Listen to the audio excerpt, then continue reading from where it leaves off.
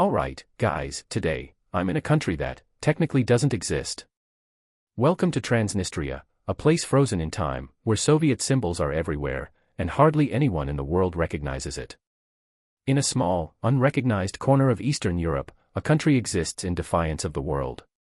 It has its own government, military, currency, and borders, yet according to the United Nations, it doesn't exist at all. This is Transnistria, a frozen relic of the Soviet Union, trapped between Moldova and Ukraine. A land of mystery, history, and political intrigue. Today, we step inside the world's most unusual breakaway state to understand its past, its present, and what the future holds. Entering Transnistria is unlike crossing any other border in Europe. Moldova considers this land its own, yet travelers must go through a rigorous checkpoint manned by Transnistrian border guards. Here, a visa stamp is never issued, only a temporary entry permit, valid for 24 hours unless extended. Transnistrian customs officers carefully inspect passports while a Russian flag hangs in the background. There is no embassy to assist, no international airline to bring visitors in, and no diplomatic recognition to validate the stay. Transnistria is a self-proclaimed republic, isolated from the world but thriving in its own way. To understand Transnistria, we must go back to the final days of the Soviet Union.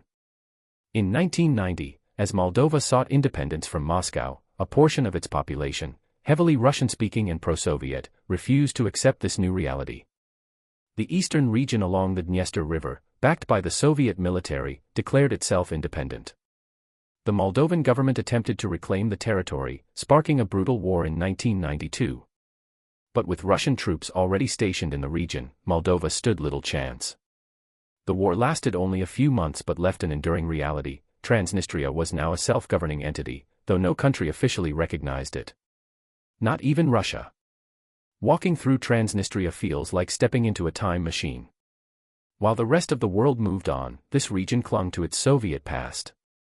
The KGB still operates here, the streets are lined with communist-era relics, and Russian remains the dominant language. A localman states that they do not need Moldova, that they have their own way of life and government, and that life here is peaceful. But peaceful does not mean prosperous. Transnistria's economy is heavily dependent on Russia. It receives gas subsidies and military support, but jobs are scarce, and international trade is almost non-existent. Without official recognition, its currency, the Transnistrian ruble, is worthless outside its borders. A market vendor accepts only Transnistrian rubles, while a traveler struggles to exchange foreign money. Despite claiming independence, Transnistria is not entirely on its own. Russia keeps a small but significant military presence here. The peacekeepers ensure Moldova never tries to reclaim the land.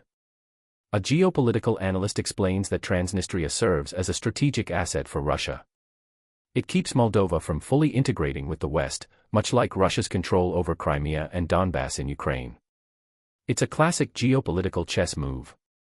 For the 500,000 people living here, life moves forward despite uncertainty.